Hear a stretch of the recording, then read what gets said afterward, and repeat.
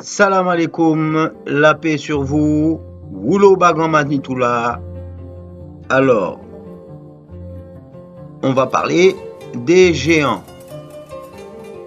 Mais on va pas parler des géants extraterrestres ou quoi. Nani. On va parler du gigantisme humanoïde. C'est-à-dire, tout simplement, les traces de personnes qui faisaient une taille d'à peu près 2,70 m, voire 1,50 m, même à notre époque, au début du XXe, et puis dans les autres périodes de l'histoire, que ça remonte aux conquistadors bien avant. C'est-à-dire que le mythe des géants, avec Goliath dans la Bible, avec des personnes qui vivent plusieurs centaines d'années, certains qui sont pris pour des demi-dieux, voire des dieux, parce que à une époque où ces géants vivaient, il pouvait y avoir plusieurs générations de fils et de petits-fils qui voient cette même personne et qui ne la voient pas mourir. Donc forcément, on avait tendance à diviniser ces géants, mais c'était aucunement des dieux. En aucune manière. On peut dire que c'est une tribu atlante, une population atlante. Si on regarde bien l'article, on voit que ce sont des tribus indiennes américaines originales. Donc on pourrait traduire par des aborigènes de couleur teint cuivré d'Amérique. Alors ces squelettes-là, souvent on en découvre un peu partout dans le monde, c'est pas que en Amérique. On en a trouvé en France, en Italie, en Arabie, en Amérique, un peu partout en fait. Et donc on va quand même se demander d'où viennent ces découvertes. Est-ce que c'est des fakes? Est-ce que c'est des vrais ossements? Et si c'est des vrais ossements, ça remet en question la théorie de Darwin, de l'évolution de Darwin. C'est-à-dire que si l'homme était plus grand avant et il vivait plus longtemps, comment se fait-il qu'on soit plus petit, qu'on vive moins longtemps? Vous allez me dire, oui, peut-être que le climat, à une certaine époque, favorisait le gigantisme de certains animaux, des humanoïdes, des plantes, etc. Mais on a quand même des traces d'après le dernier déluge, c'est-à-dire entre moins 20 000 et moins 12 000, et même bien après, encore des dernières traces de géants. À propos de la Bible, alors on nous dit que Goliath faisait partie d'un peuple en fait qui n'était que le dernier bastion, on va dire, de géants de la région ou de la terre. Enfin, l'un des derniers bastions. Il n'en restait plus beaucoup et en fait, la Bible nous dit qu'ils ont été exterminés de toute façon. Alors, l'Ancien Testament parle d'une époque antédiluvienne et tous les personnages qu'il y a avant, ils étaient en Atlantide, Atlantis, donc au-delà des colonnes d'Hercule, de l'autre côté de l'océan Atlantique, de l'autre côté des Açores, des Canaries, quand on arrive vers les Caraïbes. Donc les conquistadors sont arrivés et ils ont trouvé en Patagonie et aussi en Amérique du Nord, surtout vers le Midwest et l'Ouest, des tribus d'hommes qui faisaient 2,40 m, 2,50 m. Et donc, il y avait encore en Amérique des tribus de géants encore dans les années, on va dire, donc 1500, au début du XVIe siècle, en Amérique. Bon, il n'y en a plus, parce que c'était déjà des petites tribus, déjà très minoritaires sur le continent à cette époque-là. Mais il devait y en avoir beaucoup plus. Quand on voit les constructions de Sacsayhuaman, de Tiwanaku, on peut imaginer que c'est une race de géants qui a bâti ces temples, et pas les Incas ni les Mayas. Donc, si on regarde quand même l'époque moderne, on voit partout, hein, que ça soit dans les pays de l'Est, en Russie, on va voir des gens qui font des tailles extraordinaires. Regardez ce gars-là quand même, il est assis, c'est hallucinant quoi. Regardez la taille qu'il fait. Ça, c'est notre époque, hein. Donc, vous allez voir que c'est des gens qui, avec notre climat d'aujourd'hui, en général, ils ont du mal à supporter leur grande taille. Ils ont souvent des problèmes de stature. Donc, ça finit avec des béquilles, des déformations. En tout cas, voilà, c'est pas exceptionnel, on va dire. Il y en a un peu partout dans le monde. Et même à notre époque, des gens qui font une taille, bon, déjà d'entre 2m36, 2m40, 2m52, des tailles extraordinaires déjà.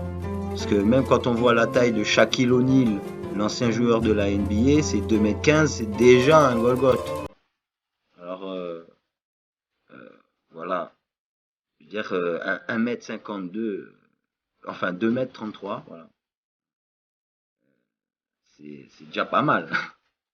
Et même si ce n'est que des résidus d'un gène récessif de géants qui ont existé, il faut savoir qu'aussi il y a le contraire qui a existé. Il y a eu des sortes de lutins, hein, parce qu'on voit ces tailles excessivement grandes par rapport à la nôtre, mais on voit des tailles excessivement petites aussi. Ça nous fait penser à toutes ces légendes qu'il y a autour aussi des lutins, des léprochaunes et tout ces légendes-là qui sont à peu près partout dans le monde, des êtres humanoïdes plus petits que la normale, beaucoup plus petits que la normale, ainsi que ces légendes de géants. Alors quand on voit ces constructions avec des pierres trouées, euh, alors là, qu'on nous dise c'est des dolmens hein, dans le Caucase.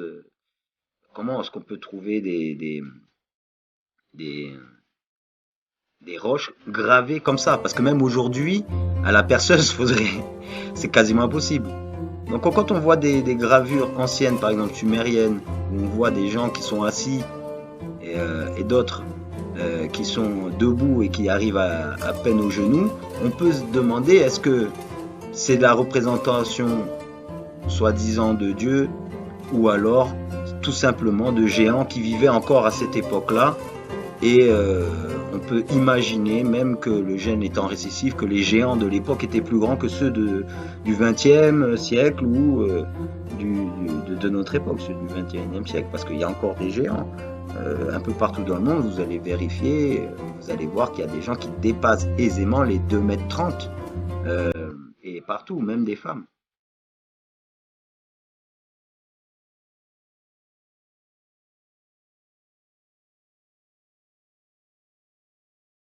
Alors cet homme-là, c'est un aborigène d'Amérique, de teint cuivré, donc il faisait déjà une taille surréaliste. On le voit pas trop sur la chaise là, mais en fait, il faisait 2,72 m quoi. C'est extraordinaire, extraordinaire. Euh, alors là, il n'y a pas de photo de la stature de John F. Carroll, mais il est attesté que c'est une personne qui faisait dans les 2,44 m. Donc, on peut comprendre que c'est pas un phénomène qui se retrouve, par exemple, chez un phénotype. Il y en a chez les Caucasiens, il y en a chez les Asiatiques. On va voir plus tard. Il y en a chez les Chinois, il y en a chez les couleurs cuivrées d'Amérique et chez les Noirs aussi, d'Amérique et d'Afrique. Donc voilà toutes les photos que j'ai trouvées vite fait, hein, parce qu'il y en a plein, hein, puis il y a des articles, je les ai pas tous lus, hein, il y en a trop. Alors même les Chinois, on voit quand même qu'ils sont réputés pour avoir une petite taille.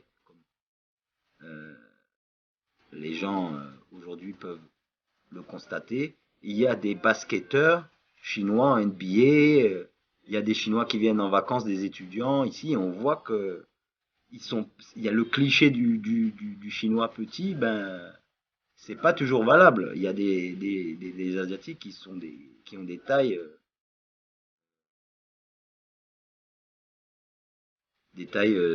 géantes, hein. Alors regardez la différence, quasiment 2 fois, 3 quarts, hein, il arrive aux 3 quarts. Ben là, il est assis, il y a une personne debout, vous voyez, c'est incroyable. Alors, il y a des gens qui disent oui, c'est une maladie, les scientifiques expliquent ça. Bon, ben, écoutez, si vous voulez, c'est sûrement une maladie aujourd'hui si le gène est récessif et qu'il n'est plus en fait adapté à l'atmosphère et qu'est-ce que je dis, l'atmosphère. Même moi encore, j'emploie des mots qui sont issus de la propagande, alors qu'il n'y a pas de preuve que c'est une sphère. Et puis, je suis pas persuadé. Et d'ailleurs, c'est pas une sphère. C'est pour ça que la gravité telle qu'on la connaît, ça nous interpelle sur le fait que est-ce que les civilisations anciennes où justement il y avait ces géants et leur construction, on ne peut pas imaginer justement qu'ils avaient développé une technologie antigravitationnelle, et donc du coup pour avoir cette technologie là il faut une connaissance du monde dans lequel on est. Donc la personne aujourd'hui qui va croire que par exemple les géants n'ont pas existé, mais il faut déjà regarder que dans notre époque et dans les époques récentes, c'est-à-dire que déjà dès le début du 19e siècle, la photographie existait. Donc même si la photographie n'existait pas avant, on a des gravures de gens. Alors vous allez me dire oui, c'est des gravures, c'est des dessins. Après oui, des gens ont retrouvé ces gravures-là, ils ont fait des contes, ils ont fait des légendes autour de ça. Mais en général, une légende a un vrai fond. C'est comme une histoire qui est racontée de génération en génération au bout de 1000 ans. Peut-être que ça donne une légende qui n'a presque plus rien à voir avec l'original, mais on va retrouver quand même des éléments. Après, on peut rapporter cette légende à une certaine réalité scientifique, historique, et après, on peut regarder avec un autre œil l'histoire et se demander comment est-ce que des géants ont pu vivre sur Terre et en plus bien plus longtemps que l'espérance de vie d'un humain de nos jours. Alors ce qui est troublant, c'est que ces gens-là, en général, entre le 18e, 20e, 21e, c'est pas des gens qui ont vécu dans la vieillesse. Aucune de ces personnes, enfin, à ma connaissance, est arrivée dans un âge très avancé. Alors, est-ce que c'est dû justement à leur grande taille et aux complications que ça a apporté jusqu'au point qu'ils ne puissent pas vivre très vieux? Alors là, on peut se poser la question du gène en dégénérescence du gigantisme. Donc, ça pourrait s'expliquer donc le fait qu'ils ne vivent pas aussi vieux que nous, et voire même qu'ils devraient vivre plus vieux que nous et de beaucoup.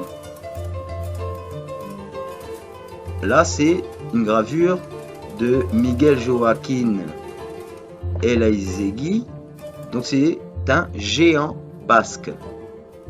Les Basques, dans certaines recherches que j'ai faites, donc en fait, ils parlent une langue qui est vraiment typique et qui n'est reliée ni au sanskrit, ni aux langues camito-sémitiques, ni aux celtes, ni au gaélique, ni au gaulois. Donc on ne sait pas quelle langue ils parlent en fait. Moi j'ai parlé à des Basques et bon, je suis allé aussi dans le Pays Basque.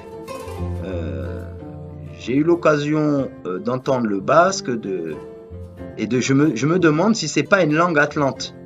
D'ailleurs, c'est pas moi le premier qui dit ça, hein, j'avais entendu ça il y a longtemps, que la langue basque serait en fait le résidu d'une langue atlante, voilà, et qu'il y aurait eu donc des géants atlantes qui seraient venus de ce côté-ci. D'ailleurs, on a trouvé des squelettes géants en France. Hein, alors, vous allez me dire, oui, pourquoi on les montre pas, pourquoi c'est caché? C'est comme tout, hein, si ça remet en question Fernand Nathan ou ce qu'on enseigne aujourd'hui dans les universités, on va faire passer cette chose-là pour un fake ou on va le re-enterrer. Dites-vous qu'il y a des découvertes qui ont été tout simplement re-enterrées. Alors pourquoi vous me dites, oui, mais il y a des gens qui sont en poste dans des grands musées et on ne peut pas imaginer que ces gens-là vont laisser leur carrière voler en éclats juste par des nouvelles découvertes. Qu'il y a quelque chose qui se passe au niveau de la falsification, parce que aussi ça contredit la théorie de l'évolution. C'est-à-dire que si on devait évoluer, alors il y a des gens qui ont des théories un peu farfelues, comme quoi on va perdre des doigts, on va perdre des dents, quand on a retrouvé quand même un squelette, je vous invite à regarder, parce que c'est une recherche sérieuse, avec des Allemands, des Français, des Américains, tout le monde est allé sur ce site. Vous tapez dans Google ou dans YouTube Homo sapiens de 300 000 ans retrouvé au Maroc, hein. Donc il y a le document, vous pouvez le regarder. Il n'y a pas de différence avec la mandibule et les dents d'un Homo sapiens d'aujourd'hui. Quand on nous dit qu'on a retrouvé en Éthiopie les plus anciennes traces des Homo sapiens, déjà l'Afrique subsaharienne, tropicale et australe, elle n'est pas vraiment, on va dire, c'est pas vraiment un terrain de recherche archéologique. Donc en vrai, c'est presque l'endroit presque au monde où on n'a pas vraiment fouillé.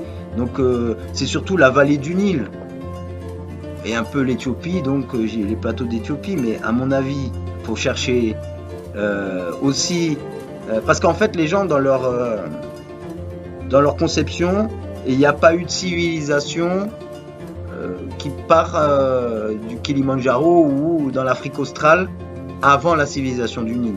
Pour eux, c'est l'Afrique n'était pas peuplée avant qu'on fasse de l'agriculture autour sur les rivages du Nil.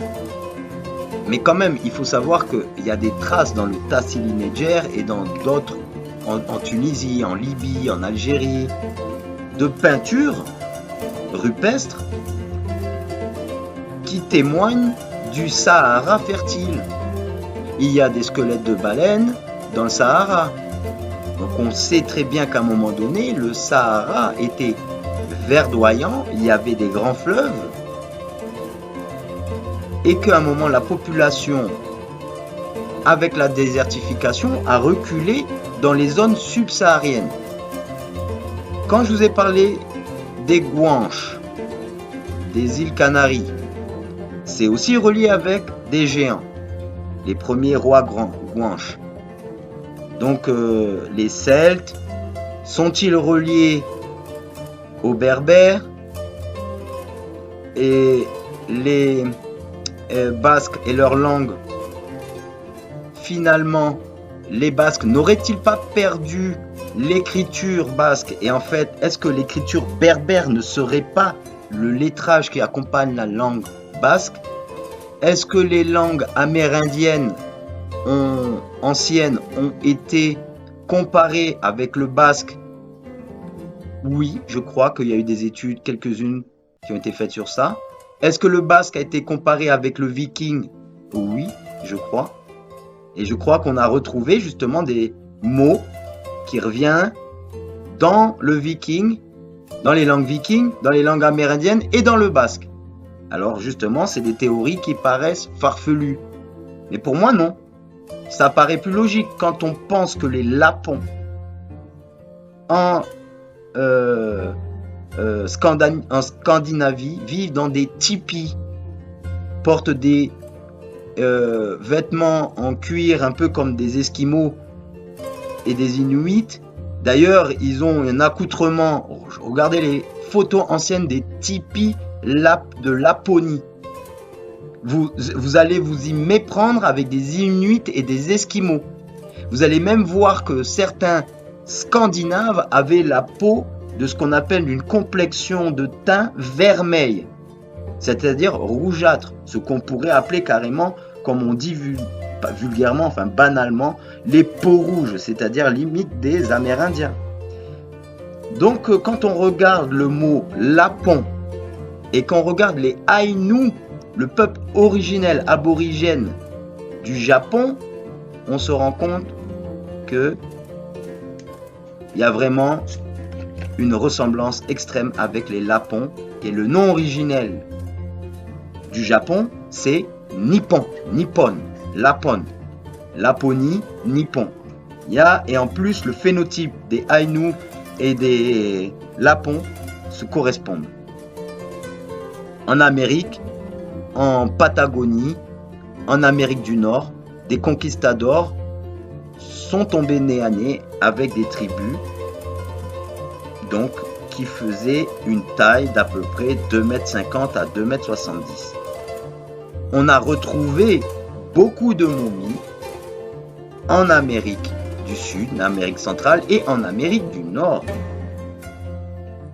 Donc regardez cette pierre. L'homme se tient devant et elle est creusée. Aujourd'hui, prenez une foreuse et creusez cette pierre avec des angles droits et faites un cube dedans vide. Vous allez voir que techniquement, nous n'avons pas les moyens de réaliser cet ouvrage.